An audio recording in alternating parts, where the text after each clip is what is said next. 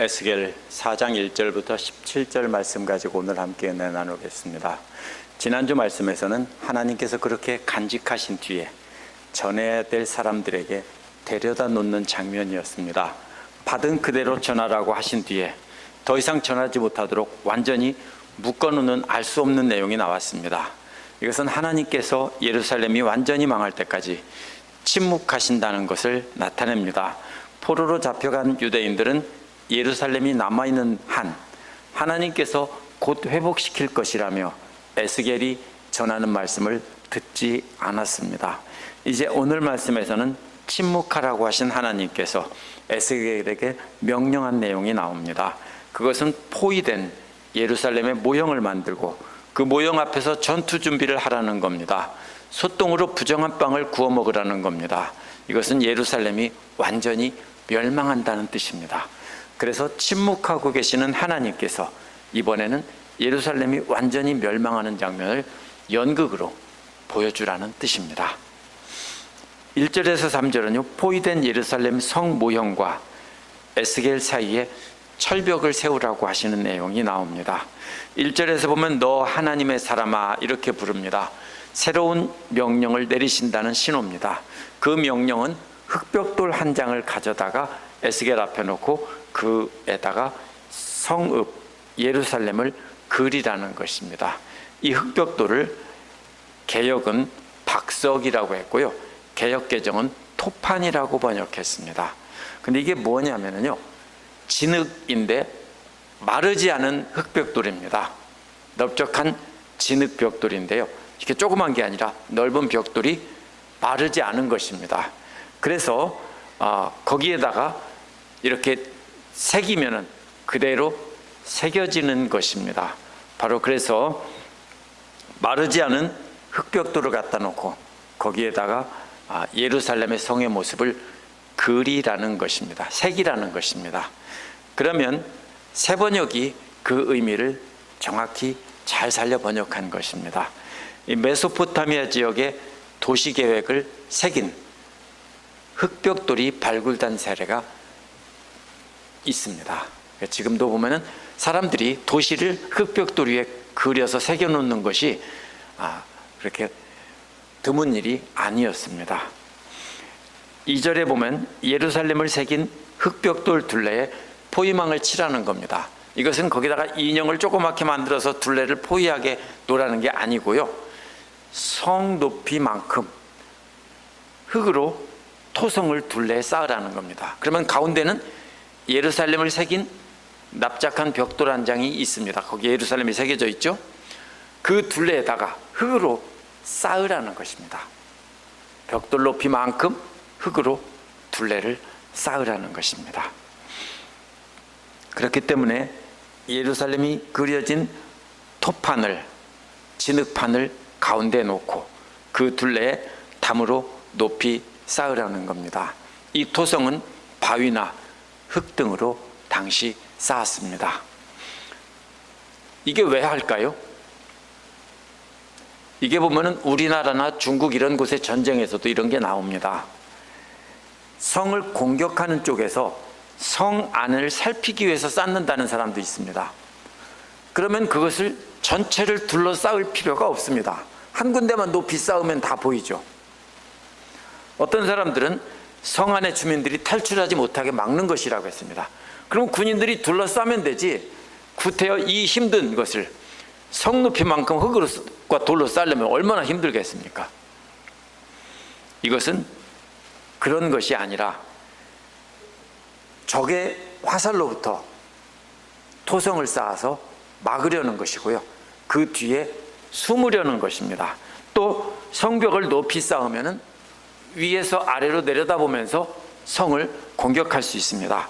요새화된 성 안의 군사들과 싸우려면 그보다 5배, 10배 이상 많은 군사가 있어야 되는데 훨씬 더 많은 수의 군사들이 희생을 하고 나서야 성을 점령할까 말까입니다. 그만큼 요새화된 성을 밖에서 공격하는 것은 힘이 듭니다. 그래서 어떻게 하냐면요, 공격하지 않고 토성을 밖에다 높이 쌓는 겁니다. 성 높이만큼 더 높게 이렇게 쌓은 다음에 적의 공격이 그러면 성 안에서 화살을 쏴도 안 맞겠죠. 그러면 그 뒤에다가 진을 치는 겁니다. 그리고 공격하려면 그 위에 올라가서 쏘는 겁니다. 이러한 요새가 AD 70년 유대 로마 전쟁 때 마사다 요새에 쌓은 것이 지금도 남아 있습니다. 또 그것을 향해서 사다리를 세우라고 했습니다. 사다리는 성에 올라가려고 만드는 도구인데요, 토성 위로 그것을 끌어올리지는 않았을 겁니다. 그럴 일은 없습니다. 그러면 쌓은 벽 근처에 평지 여기저기다가 사다리를 갖다 놓았을 겁니다. 여차하면 적을 공격하고 나서 사다리를 놓고 올라가려는 것입니다. 진을 친다는 말은 군대가 배치되어 있는데요, 토성을 쌓은 다음에 토성 뒤에다 군대에 진을 쳤을 겁니다. 그래서 성 안에서 공격해와도 안전할 것이죠. 또 성벽을 부수는 무기는요, 영화 같은 데서 보죠. 고대 전쟁에서 커다란 바위를 발사하던 도구입니다. 큰 굵은 나무 같은 것을 구부려서 줄로 당겨놓고 그 위에다 돌을 얹어 놓은 다음에 줄을 탁 풀거나 끊으면 어떻게 됩니까? 돌이 휙 날아가서 성벽을 부수는 거죠. 영화 같은 데서 그런 거 보셨을 겁니다. 사람들은 에스겔이 이렇게 어린아이들 전쟁놀이 하듯이 예루살렘 성을 넓은 흙벽돌에다가 새기는 걸 봤을 겁니다. 에스겔이 길도 그리고 건물도 그리고 하자 고향 예루살렘을 생각하며 추억에 잠겼을 것입니다. 그런데 에스겔이 그 둘레에다 토성을 쌓고 사다리를 세워놓고 성벽을 부수는 도구를 배치하자 에스겔이 무엇을 말하고 있는지를 깨닫고 두려워했을 것입니다. 왜냐하면 잡혀왔지만 예루살렘은 아직 망하지 않은 상태고요, 예루살렘이 다시 회복될 것이라고 굳게 믿고 있었기 때문입니다. 3절에서는 철판을 가져다가 에스겔과 성읍 사이에 세우라고 했습니다. 이건 불을 피워서 빵 굽는 철판입니다. 근데 그것을 모형으로 만들어 놓은 이 성 앞에다가 에스겔과 그 예루살렘 성 사이에다가 세워서 막으라는 겁니다. 이건 마치 에스겔은 소인국에 와 있는 걸리버와도 같은 모습입니다. 에스겔은 포위된 예루살렘 성 사이에 세워진 높은 철벽이 소인국 사람들 중에 아무도 거인인 에스겔에게 넘어올 수 없다는 뜻입니다. 에스겔은요, 포위된 예루살렘을 지켜보시는 하나님의 역할로 연극하고 있는 중입니다. 에스겔은 하나님의 역할을 하고 있고 하나님과 예루살렘 성 사이에는 높은 철벽이 막혀 있어서 유다 백성들은 하나님께 나갈 수 없다는 뜻입니다. 이사야 59장 2절에서도 오직 너의 죄악과 너희 하나님 사이에, 너의 죄악과 너희가 바로 하나님 사이에 벽을 내었다라고 했습니다. 그래서 이제 하나님의 백성들은 그 벽을 넘어서 하나님께 나갈 수 없다라고 했습니다. 하나님은 에스겔에게 그렇게 도성을 포위하고 계속 지켜보라고 했습니다. 그러면 하나님께서는 포위된 예루살렘을 계속 지켜보고 있다는 뜻입니다. 근데 이것이 이스라엘 족속에게 징조라고 했습니다. 만약에 하나님이 이스라엘을 지키시는 분이라면 가만히 보고 있으면 안 되죠. 그런데 하나님은 벽을 쌓아놓고 나오지도 못하게 하고 가만히 계십니다. 기도해도 안 들으신다는 겁니다. 벽이 막혀서 아무것도 듣지 않습니다. 이는 느부갓네살에 의해서 포위된 예루살렘의 비참한 상태를 하나님은 지켜만 보시고 아무것도 안 하신다는 뜻입니다. 예루살렘 멸망 전에 잡혀온 사람들은 그래도 행복한 사람들입니다. 예루살렘에 남아서 포위된 채 굶어 죽어가고 있는 형제들에 비하면 훨씬 행복한 사람들입니다. 에스겔이 만들어 놓고 노래하는 모습을 지켜보던 포로로 잡혀온 유대의 지도자들은 에스겔이 뭐 하는지를 이제 다 이해했습니다. 어떤 말보다 더 강력한 메시지가 바로 이 동작을 통해서 전달하는 것입니다. 눈으로 보고 다 이해했습니다. 지나가던 사람들도 이게 무슨 일이냐고 물었을 때 사람들이 못 본 사람은 그 설명을 듣고 에스겔이 설치해 놓은 물건을 보고 깨달았을 것입니다. 하나님께서 에스겔에게 이런 모형놀이를 하게 시킨 거는요, 포로로 잡혀간 사람들이 거짓 선지자들의 예언에 속아 헛된 희망을 품지 못하게 하려는 것입니다. 거짓 예언자들은 하나님께서 곧 구해주시고 회복시켜 주신다고 했기 때문입니다. 그러나 하나님께서는 아무것도 안 하시고 예루살렘이 포위된 채 멸망해 가는 장면을 지켜만 보고 계실 것이라는 뜻입니다. 완전히 회개하고 하나님께로 돌아서지 않으면 하나님께서는 모두 다 망할 때까지 그냥 구경만 하신다는 뜻입니다. 하나님은 대부분의 유대인들이 듣지 않을 것을 아셨습니다. 그러나 그 중에서 몇 명이라도 하나님께 돌아서는 자는 구원하려고 그렇게 에스겔에게 모형놀이를 하라는 것입니다. 완전히 멸할 것 같으면 이 모형놀이도 아예 필요가 없습니다. 두 번째로 4절에서 8절은 모형 앞에 누워있다가 전투 준비를 하며 예언을 하라고 했습니다. 4절은 에스겔에게 너는 또 왼쪽으로 누워서 이스라엘 족속의 죄악을 그 위에 지라고 했습니다. 옆으로 누워있는 날수만큼 그들의 죄악을 지라고 했습니다. 유대인들은 동쪽을 바라보면서 방향을 생각했습니다.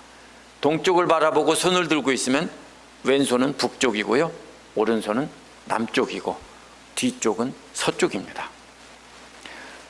그래서 바로 동쪽을 바라보고 왼쪽으로 누우라고 한 것은 북쪽에는 북왕국 이스라엘이 있고 오른쪽인 남쪽에는 남왕국인 유다가 있습니다.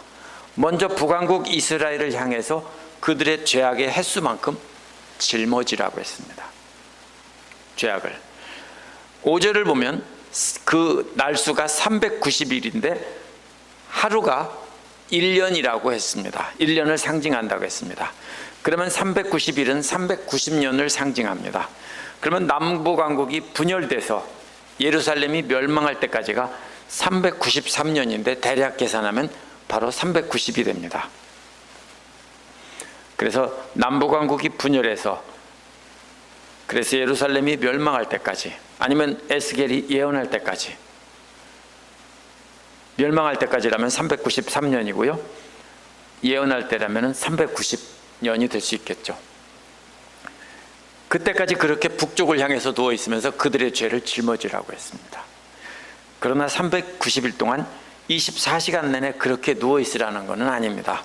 사람들이 볼 때 그렇게 연극을 하면서 계속 그것을 390일 동안 하라는 뜻입니다.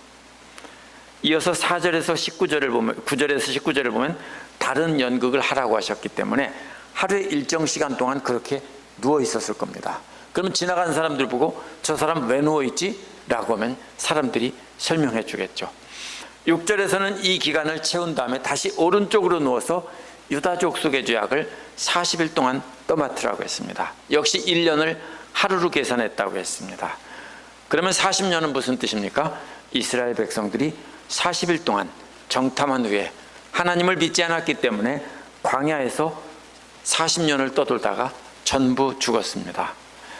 그래서 이것은 무슨 뜻이냐면요, 바로 이스라엘의 조상들이 광야에서 다 멸망한 것처럼 이제 남왕국 유다도 완전히 다 멸망한다는 뜻입니다. 왜요? 하나님을 믿지 않았기 때문입니다. 그래서 이 인내하는 40년이 지나가면 여호수아와 갈렙 같은 사람만 제외하고는 전부 다 멸하신다는 뜻입니다. 7절은 이제 포위망으로 둘러싸인 예루살렘을 바라보며 팔을 걷어붙이고 성읍을 심판하는 예언을 하라고 했습니다. 사람이 팔을 걷어붙여서 맨살이 나오게, 팔뚝에 맨살이 나오게 한다는 것은요, 무슨 뜻이냐면 군인이 전투를 한다는 뜻입니다. 전쟁을 한다는 뜻입니다. 그래서 예루살렘을 공격한다는 신호로 하나님의 심판을 상징합니다. 전투 준비를 마친 전사의 모습으로 팔을 걷어붙여서 이렇게 올리고 이제 예루살렘을 심판한다는 겁니다. 하나님께서 예루살렘을 공격하신다는 것입니다. 물론 그 공격은 군대를 통해서 하겠죠. 8절은 하나님께서 에스겔을 줄로 묶어서 에스겔이 갇혀있는 기간이 찰 때까지 몸을 이쪽 저쪽으로 돌려눕지 못하게 한다고 했습니다. 에스겔을 묶은 끈은 아무도 풀 수 없습니다. 하나님만이 풀 수 있는 것입니다.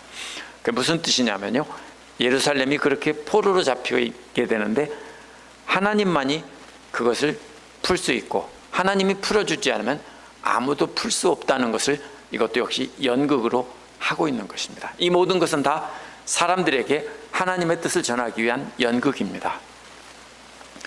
그렇기 때문에 하나님께서 곧 회복시켜 주시고 포로에서 풀려나서 돌아가게 해주신다는 것은 다 거짓말입니다. 그런 예언자들의 말에 속지 말라는 것입니다. 에스겔은 백성의 죄를 담당하는 연극을 했습니다. 그러나 우리 주 예수 그리스도께서는 연극이 아니라 실제로 십자가에서 죽으심으로 우리 모두의 죄를 대신 담당하셨습니다.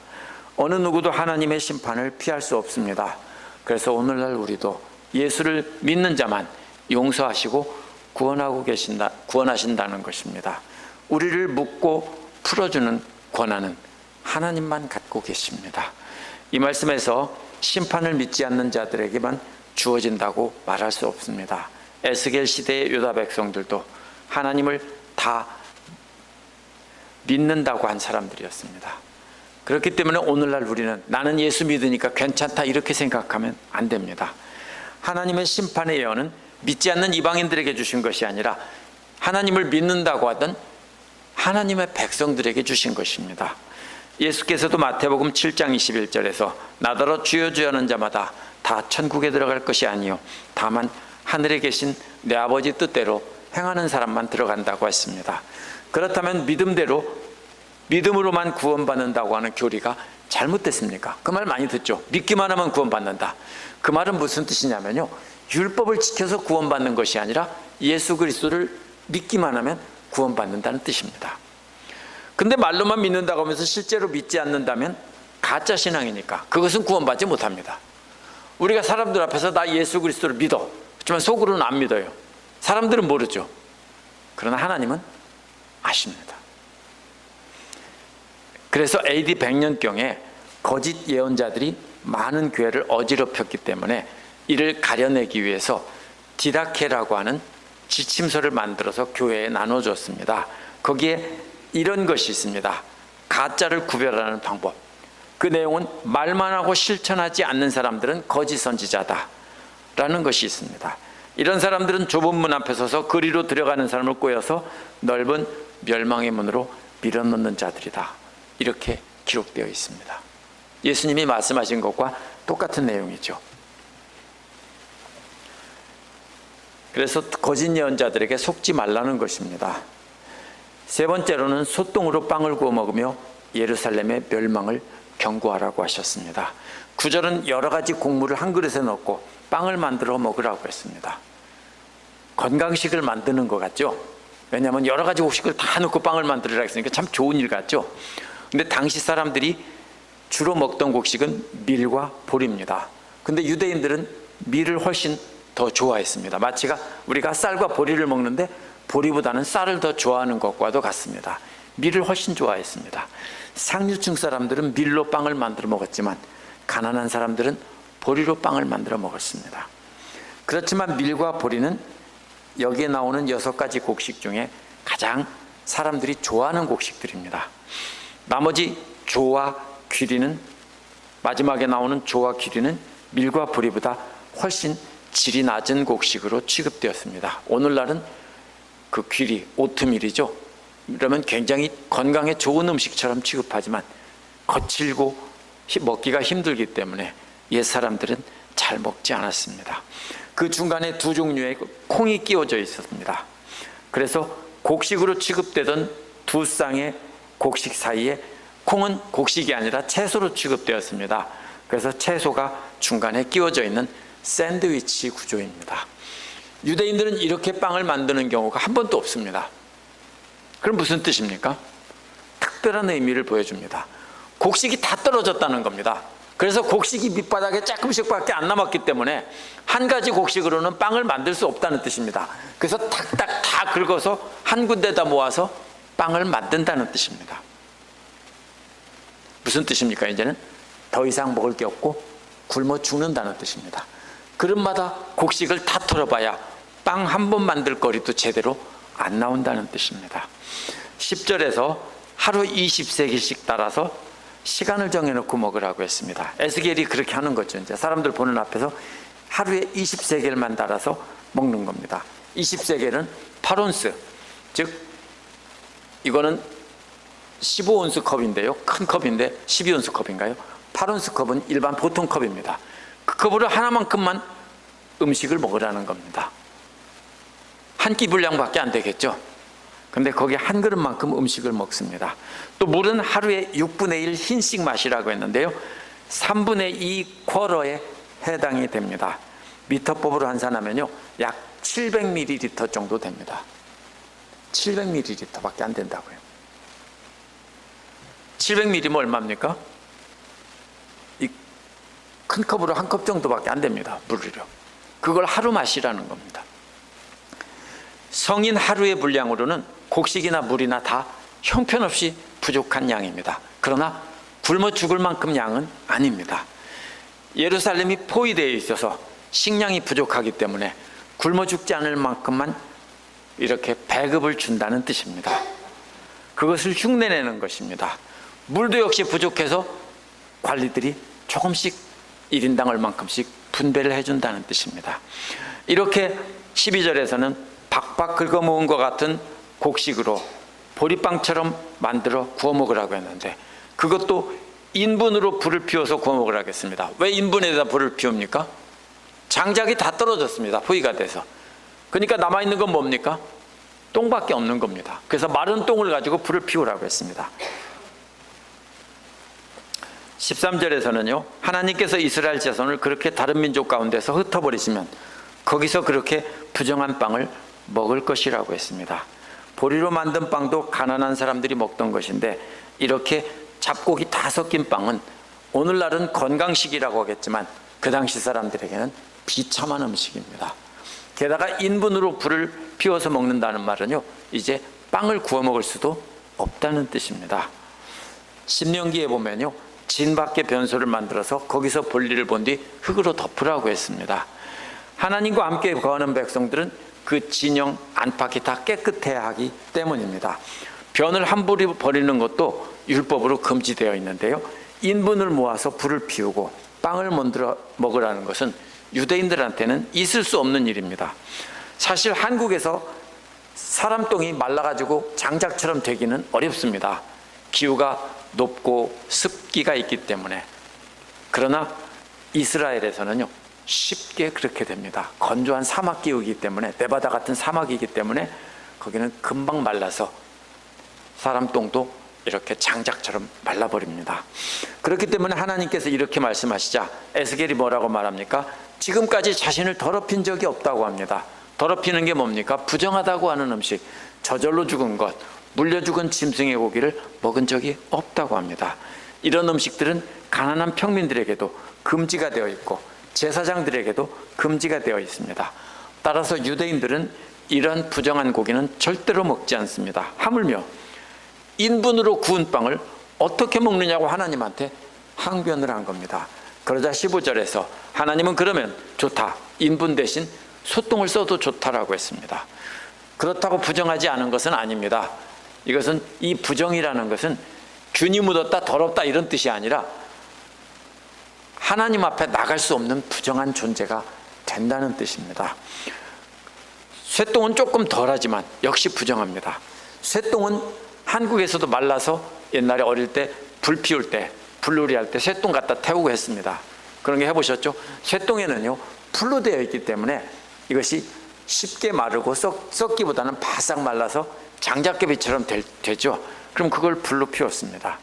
그런데 유대인들은 아주 부정한 모습입니다. 에스겔은 390일 동안 그렇게 먹고 살았다는 뜻은 아닙니다. 그렇게 390일 동안 사람들 보는 데서 그렇게 연극을 했다는 뜻입니다. 왜냐하면 이것은 사람들에게 하나님의 메시지를 행동으로 보여주는 것이기 때문입니다. 집에 돌아가서는 일반적인 식사를 했을 겁니다. 이것은 사람들에게 그렇게 보여주라는 뜻입니다. 16절에서 하나님은 한 걸음 더 나갑니다. 또다시 사람의 아들이라고 부르면서 말씀하시는데 새로운 명령을 내린다는 뜻입니다. 그렇게 부르신 뒤에 보라라고 했습니다. 새로운 구경거리는 이제 양식을 끊는다는 것인데요, 원어는 빵 지팡이를 부러뜨린다는 뜻입니다. 레위기에서도 빵 지팡이를 부러뜨린다는 내용이 나옵니다. 무슨 뜻이냐면요, 우상 숭배하면 저주를 내리겠다는 뜻으로 빵 지팡이를 부러뜨리겠다는 겁니다. 쉽게 말하면 이게 무슨 말입니까? 먹을 것을 끊어버리겠다는 뜻입니다. 그들이 걱정하면서 빵 무게를 달아서 먹는다고 했습니다. 공포감에 휩싸여 배급된 물을 마실 거라고 했습니다. 음식이 부족하기 때문에 빵을 저울에 달아서 먹고 또 물도 재서 먹으면서 이제는 죽음을 기다리고 있는 모습입니다. 17절은 빵과 물이 부족하여 떤다고 했습니다. 16절에서 걱정하며 빵을 먹고 그보다 더 나아가서 두려워하며 물을 마신다고 했는데, 이번에는 더 큰 공포감에 휩싸인다는 것입니다. 그리고 더 나아가서 죄악 속에서 죽는다고 했는데, 죽는다는 말은 썩는다는 뜻입니다. 그러면 무슨 뜻입니까? 굶어 죽은 시체들이 사방에 있어서 썩어 나간다는 뜻입니다. 사방에서 썩은 시체들이 있고 구더기들이 시체를 파먹고 독수리나 까마귀 같은 것들이 파먹죠. 그렇지만 아무도 그것을 쫓을 힘이 있는 사람조차도 없습니다. 왜냐하면 그걸 보고 있는 사람도 곧 죽어가고 있기 때문입니다. 이것이 바로 이 에스겔에게 보여주라고 한 그 마지막 내용입니다. 이러한 일들이 멀리 떨어진 예루살렘에서 실제로 그대로 일어날 일들입니다. 머지않아서 그 소식이 바빌로니아에 살고 있던 유대인 포로들에게도 들려올 것입니다. 이 모든 것이 다 자신들이 하나님을 버리고 우상 숭배한 탓입니다. 그러나 심판은 믿지 않는 자들에게 임한다고 생각하면 안 됩니다. 당시 유대인들도 하나님을 최고로 열심히 믿는다고 했습니다. 근데 하나님은 아니라고 했습니다. 너희들은 우상 숭배자라고 한 것입니다. 왜냐하면 하나님을 열심히 믿는 척하면서 세상 다른 것을 의지했기 때문입니다. 에스겔 당시 사람들은 그들의 범죄함 때문에 하나님과 그들 사이에 철판으로 막혀 있어서 하나님께 나갈 수 없다는 것을 연극으로 알게 했습니다. 우리도 우리 죄악으로 말미암아 하나님과 우리 사이에 넘지 못할 벽이 있었습니다. 그런데 하나님께서 그 벽을 허무시고 넘어오게 하셨는데 아무나 넘어오게 한 것이 아닙니다. 오직 예수 그리스도를 믿는 사람만 예수 그리스도를 다리로 삼아서 하나님께로 건너갈 수 있게 해주신 겁니다. 이것이 우리에게 주신 구원입니다. 그렇기 때문에 오직 예수 그리스도를 믿는 사람만이 예수 그리스도를 통해서 하나님께 나갈 수 있는 겁니다. 에스겔에게 침묵하게 하신 하나님의 목적은 예루살렘이 완전히 멸망할 때까지 하나님은 아무 말도 안 하시고 응답하지 않는다는 뜻입니다. 우리가 화가 나면 어떻게 합니까? 말을 안 하는 경우 있죠. 제가 잘 아는 어떤 사람도 그렇게 자주 합니다. 화가 나면 아무 말도 안 합니다. 그렇죠? 이게 뭐예요? 하나님이 분노하셔서 아무 말씀도 안 하시고 침묵하신다는 뜻입니다. 듣지 않으신다는 거예요. 화났다 이겁니다. 이것은요, 이제라도 회개하고 거짓 선지자들의 말에 속지 말고 진짜 하나님 말씀에 귀를 기울이라는 뜻입니다. 오늘날도 역시 많은 사람들이 하나님을 믿는다고 합니다. 하지만 많은 사람들이 에스겔 당시 포로로 잡혀간 이스라엘의 유대의 지도자들처럼 자신들이 듣고 싶어하는 좋아하는 말만 듣습니다. 따라서도 우리도 에스겔이 전하는 것처럼 듣기 싫은 말씀도 들어야 합니다. 우리가 골라서 듣는다면 하나님을 믿는다고 하는 것이 거짓말이 됩니다. 밤낮 없이 주여 주여 부르며 교회 와서 기도하고 성경책 끼고 교회에 드나들면서 하나님은 자신들의 뜻에 따라 자신들이 원하는 복을 주시는 분으로 전파하고 또 그렇게 믿는 분들이 있습니다. 저도 어릴 적에 그렇게 믿어왔습니다. 그것은 하나님을 믿는 것이 아닙니다. 이는 예수 그리스도의 보혈로 얻는 구원을 무속신앙과 다를 바 없는 신앙으로 바꾸어 놓은 사람들입니다. 오늘날 믿는 사람도 말로는 하나님을 믿는다고 하면서 우리가 만들어내고 우리가 조종하는 허수아비 가짜 하나님을 믿지 않는지 우리가 잘 생각해 봐야 됩니다. 이제 우리 생각과 욕심으로 만들어낸 하나님을 믿지 말고 참된 하나님의 말씀을 그대로 듣고 그대로 따라가야만 우리는 이렇게 비참한 멸망을 하지 않게 된다는 뜻입니다. 기도하겠습니다.